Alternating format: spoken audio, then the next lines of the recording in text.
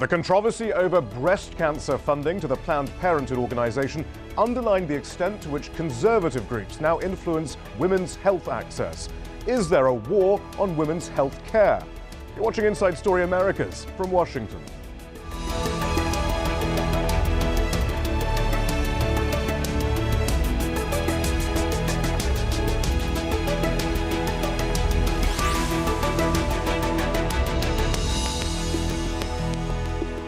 Hello, I'm Shihab Ratansi. Some rights groups have called it a war against women, a battle that has seen women's health providers in the United States come under sustained attack from conservative groups.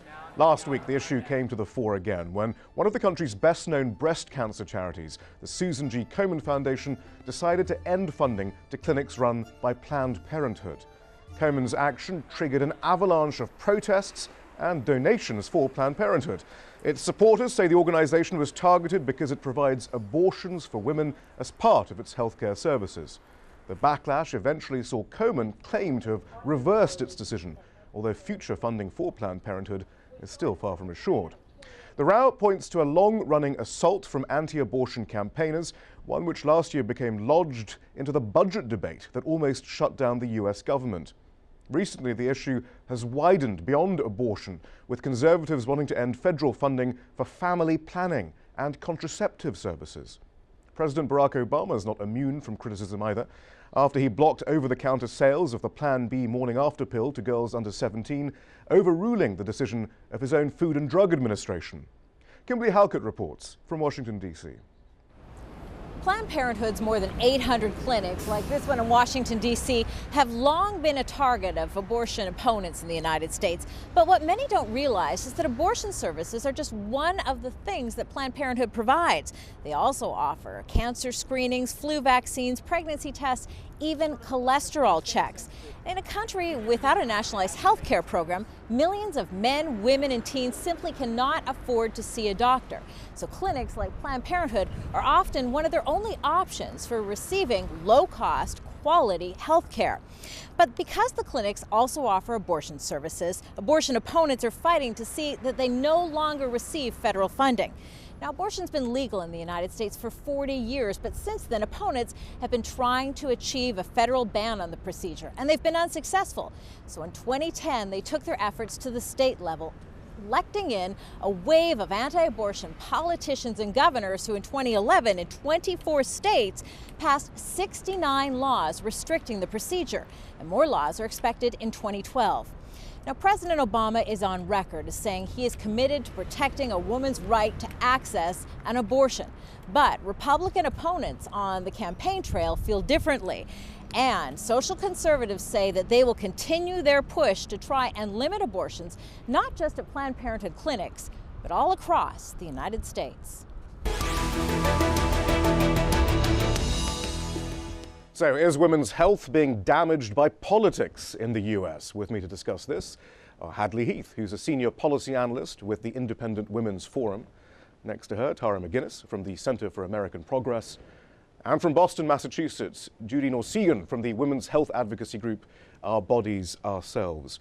Tara McGuinness, first of all, has Komen actually backed down then on this threat to withdraw funding from Planned Parenthood? Yes, they did. They backed down on Friday, and in fact, they apologized and issued a statement saying that they want to make sure that people know they're fighting for women's lives and that their process to do that will not be interfered with by politics. Although it wasn't always about future funding. I mean, they still seem to be saying that Planned Parenthood is eligible to apply for funding, but it doesn't mean that they will necessarily get it. I mean, wasn't that always what the issue was about?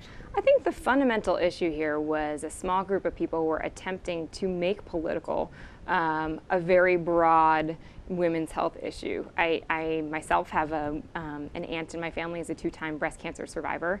Across the country, Susan G. has been helping organize women in a very bipartisan way to stand up for broader health awareness. And what this was an effort to politicize what is not a political thing, which is broad support for women's health. Hadley Heath, would you agree with that? Did that explanation that they shouldn't be giving grants to organizations like Planned Parenthood under investigation, did that seem to make any sense to you, or was it just a smokescreen?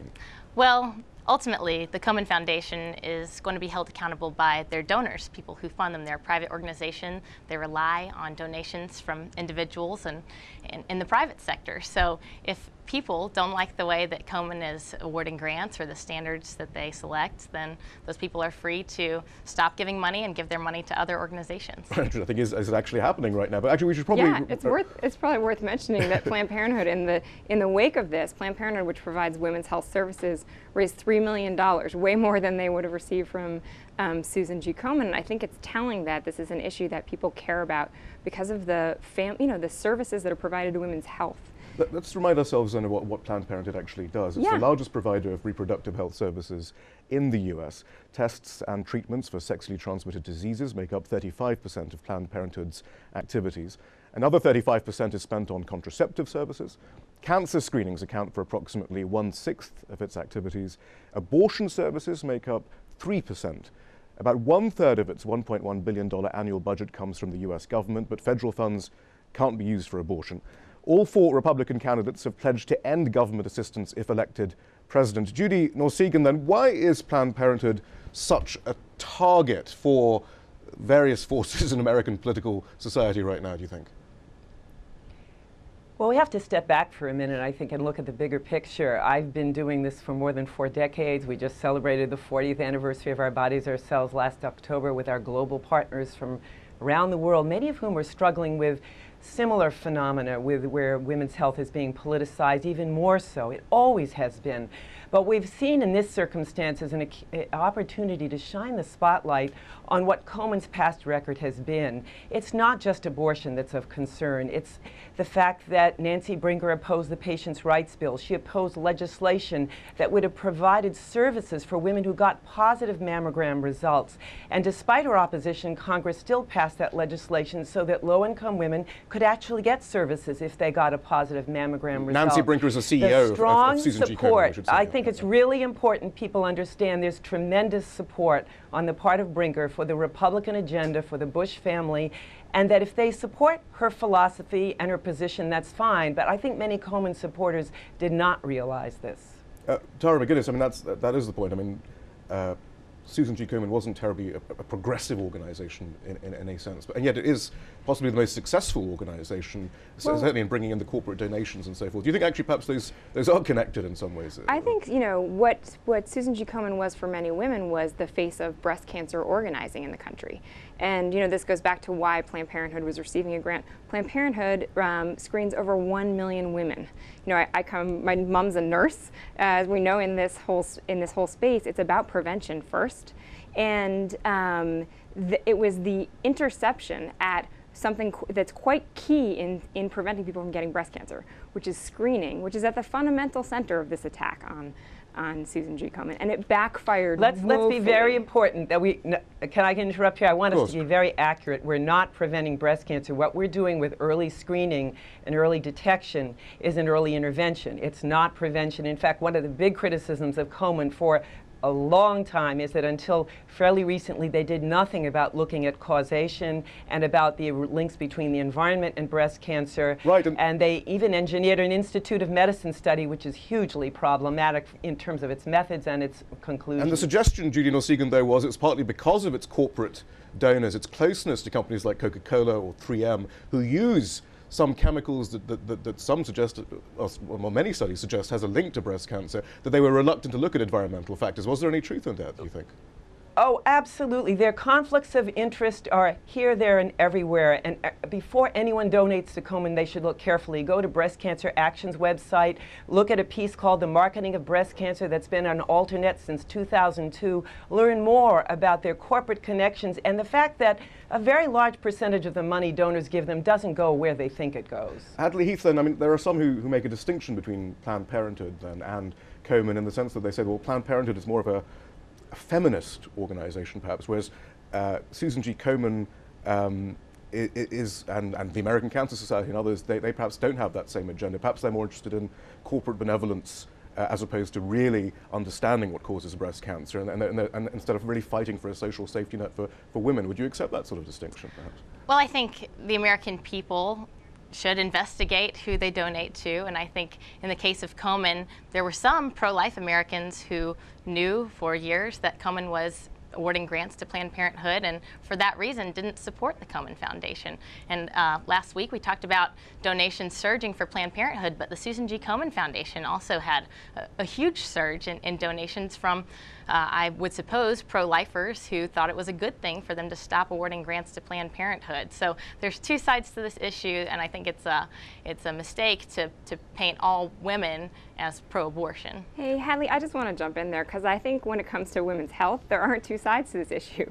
What has made this striking, what made this foundation turn around and apologize for making their process political, is that protecting women in both a preventative way and proactively and taking care of women's health and families' health is something that Democrats and Republicans and sort of a number of people can agree on. It can seem perplexing to some, given that Planned Parenthood, I mean, its federal funding began under Nixon, after all, and this was, in some ways, about preventing abortions from having to take place by allowing people to have the means to make, decisions about their reproductive health and so forth. I mean, when did this become an issue for the right to I mean, surely the whole point about Planned Parenthood is it's about Planned Parenthood and women's health, not necessarily about abortion. Right. Well, Planned Parenthood is our nation's biggest provider of abortions. They provide something like 300,000 abortions every year, and people who believe that abortion is morally wrong, and I think that's within their religious freedom to hold that belief, certainly don't want their taxpayer dollars going to this kind of organization, and they wouldn't support this kind of organization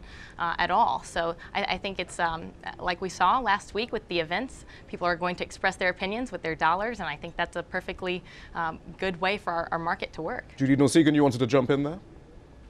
Yes, I just wanted to say that Planned Parenthood was actually founded in large part by many feminists and many clinicians across the country who saw what was happening to women and women's health. And yes, there are many progressive forces in Planned Parenthood. They're not a partisan organization. They provide huge numbers of vital preventive and primary care services to low-income women, and it's awful to see them under attack. We work closely with various Planned Parenthoods.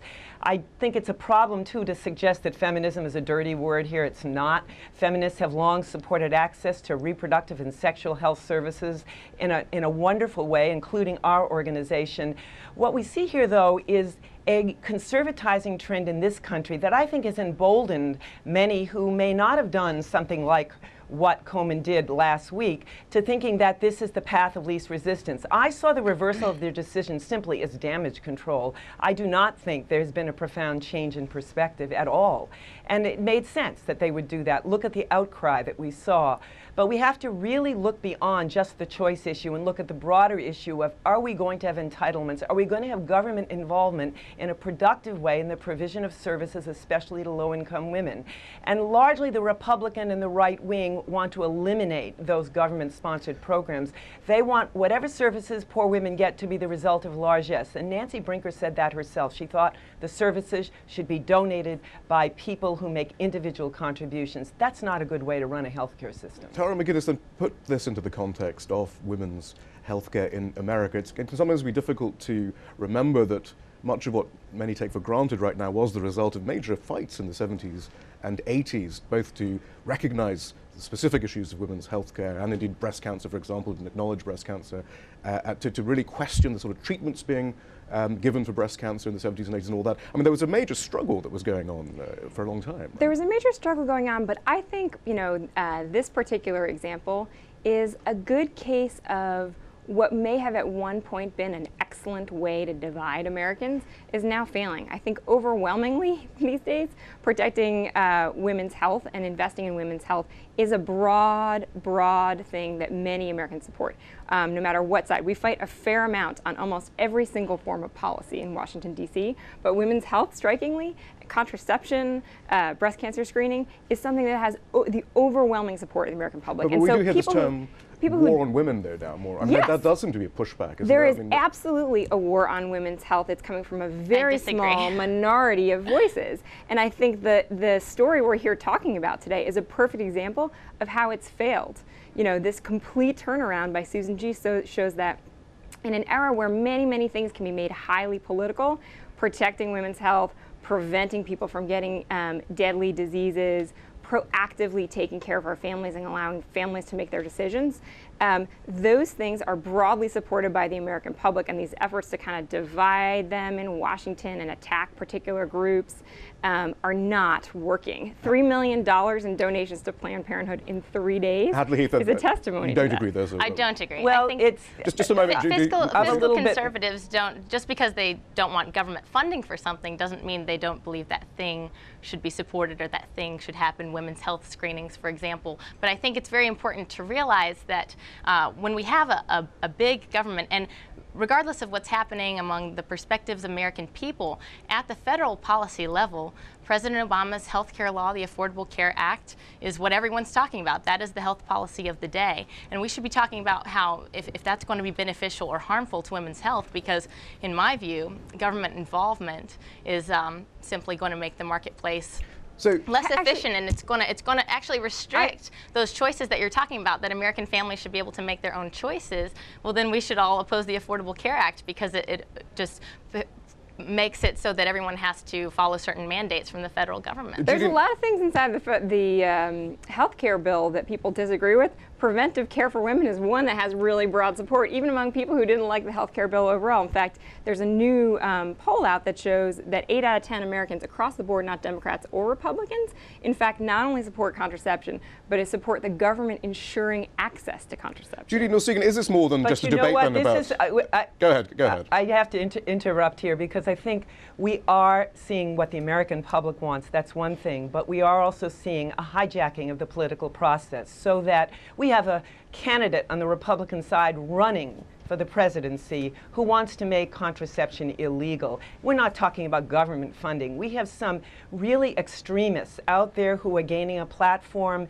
And if you look at our blog from just a few days ago, you'll see that the Catholic Church is deeply upset with the recent decision to include contraception, and that we're giving the Catholic institutions 1 year to conform and make contraception available. They're deeply upset about this. The Obama administration is hearing every day from the Catholic Church. And this is the U.S. As they should. America's Bishops. not about conforming. It's not about making one collective decision and applying it to everyone at the expense of the religious freedom of certain Catholic employers. So I think that very much so the Obama administration should be criticized for this decision. No, but this is deeper than that, because you would deny individuals who want access in a way that I think is really close to immoral. And I really do think that this is one time the Obama administration has held up, but it's getting battered, and it's not the majority of the American people. That is what's troubling to me. It's a vocal minority. But Judy Norsigian, then, has anything changed? I mean, haven't right-wing politicians and the Catholic Church and others always been lobbying for this sort of action? Or is there something new about what's happening right now, do you think? Yes, I'll tell you what I think is new. I think what's new is that the right wing has hijacked more of the media. I think when I talk to some of my neighbors who watch Fox television religiously, I see an immense amount of distortion, misinformation, and I think there has been some intimidation. Last December, when Hillary Clinton gave a wonderful speech about creating an AIDS-free generation, she focused on 3 strategies. One of them, male circumcision, another reducing vertical transmission mother to baby, and another one was treatment as prevention. Those are important strategies. She left out the 2 most important tried and true strategies. One is promoting condom use, and the other is working for women's rights and reducing gender-based violence. We know from our research in Africa and in this country, those are 2 critical strategies. They weren't mentioned, and I think it's not an accident. I think it's because of the enormous pressure from religious right forces that are making it harder to do this work on behalf of women's health overall. Well, let's take a look at the Obama administration's record on some of these issues. Some would suggest it is a bit mixed. In 2009, President Obama overturned the Bush administration ban known as the Global Gag Rule, which barred U.S. aid to foreign organizations providing abortion services. Last month, the administration announced that all U.S. employers need to fully cover the cost of contraception for employees, except for places of worship. And that's the decision that we were just discussing that's been condemned by the Catholic Church, which wants its hospitals and universities to be exempted. Meanwhile, women's health advocates have criticized the decision to block over-the-counter sales of the Plan B contraceptive pill to girls under 17 years. Tara McGuinness, what do you make of how the Obama administration is dealing with some of these these issues. It is standing firm on some issues after all, but how would you judge them on this? Yeah, I think the Obama administration has enlarged through both the healthcare bill and some of the policies you have laid out, done an excellent job about making sure that it's representing the vast majority of where Americans are. It's quite worrying to think that issue. Hillary Clinton may have amended her speech. But let's be clear, it was in Secretary Clinton's speech. I mean, I think partly a lot of what you're seeing are attacks on these policies that are very mainstream policies that have very broad support, not only from Obama's supporters, but quite frankly, from a majority of Catholics like myself support contraception and in fact support the bill and the regulations that were just put out that would allow or in fact that would prevent employers from using their religious basis to not abide with broad health care bill and what they provide their employees. I think it's problematic, though, Tara, to describe issues in terms of what the majority supports, what's popular, what the in ideas of the day are, because liberty means that even when you're a minority, even when your ideas are unpopular, that your rights are protected. And I think it's very important to remember that employers who are pro-life and who don't want to pay for coverage for contraceptives, it's within their right not to do that, except for now it's going to be mandated. There has been a raft of local legislation in particular that we've seen over the last year. Issues relating to women's reproductive health and rights received unprecedented attention in US states last year. 135 provisions limiting access to reproductive health care were enacted. That's more than 50% higher than the 89 provisions enacted in 2010. Nearly 70% of these new provisions, 92 in 24 US states, restrict access to abortion services. That's a sharp increase from 2010 and more than double the total in any other year over the past 3 decades. Almost all the 24 US states that have passed abortion restrictions are controlled by Republicans who made major electoral gains in the 2010 midterm poll. Hadley Heath, though, even beyond then abortion, though, there's also rulings pending on limiting pre- and postnatal care or nutrition for newborn babies or pap smears and so forth. I mean, it goes beyond abortion. It does. I mean, this is where this idea, I suppose, of a war on women's health comes from. I mean, what is going on? Sure. Why are these such important issues now? It's very important when we talk about access. There's, people have different ideas about what that means. If it means that the government's going to pay for it, that's different from access. So this is simply just a matter of whether government. I mean, this is about the free market versus government spending. Is that you solely characterize this as a debate about those? Oh, I don't think that's solely what the debate is about. But from a fiscally conservative point of view, that's certainly important, and that is a moral issue, because if the free market is really the best way to provide for women's health needs, then we should be working towards a freer market. Judy Norsigian? You know what? That's not true. In fact, most of the providers of health services for women agree that contraception is a basic service in preventive health care. Yes, there are individuals who will not provide contraceptives for moral and religious conscience reasons, but a Catholic network has no business providing health services if it wants to deny contraception to people whose beliefs do incorporate the use of contraception. They're imposing their views on people who are in a work setting where maybe that is the place they need to work. The Catholic networks have no business denying people who need contraceptive services from accessing those, especially when they're part of a public system that the government has been created. This is really unconscionable to see this going on. That's why it's so important to have flexible work arrangements, to be able to talk with your employer about what kind of compensation package you want. If you want to opt out of your employer's health insurance plan, you can go to the private market and buy an individual health insurance plan that you does shouldn't cover. have to pay Let's be clear about the whole basis of the health bill that we worked on. It is a bill that, in fact, works very closely with this whole feature of choice in our healthcare system. That's why a lot of people don't understand it. But I think we should get back to this piece. You went through a long list of bills that were offered in many states that are now run by Republican governors and Republican state legislatures. Last year, we only have a minute left. So. In 2010, people ran on changing this country and having a different vision on the economy. When these folks got into office, they immediately launched a war on women. But do we see then the possibility of a backlash? Is this going to become an election issue, do you think? I mean, after what we saw last week, clearly there's a lot of anger about some of these issues. I think there will be a backlash for folks who attempt to interfere with women's health as a way to score points with their political base. I think you're seeing that already this week, both with Susan G. and some of these states. They have had a very hard time passing them through both House and Senate in their state legislatures. So, Judy Norsigian, then, just a final thought then. I mean, you must be quite heartened then, from your point of view, that, that this does seem to have backfired pretty tremendously, actually. Well, I think we have an opportunity. We now see the undue influence of both large corporations and the religious right, and we have to work hard to reduce the influence of both so that the public's voice can be heard in these various citizen debates. The religious right is part of the public, so I think it's important that everyone's voice is heard. And then we must leave it. Hadley Heath, thank you very true. much. Judy Norsigian, Tara McGuinness, thank you as well. Thank you. That's all from the Inside Story team here in Washington, D.C. Don't forget to follow us on Twitter and Facebook, where you can find more information about the program. We want to hear from you as well. Tell us what stories you think we should be covering. Send your ideas directly to us at insidestory@aljazeera.net.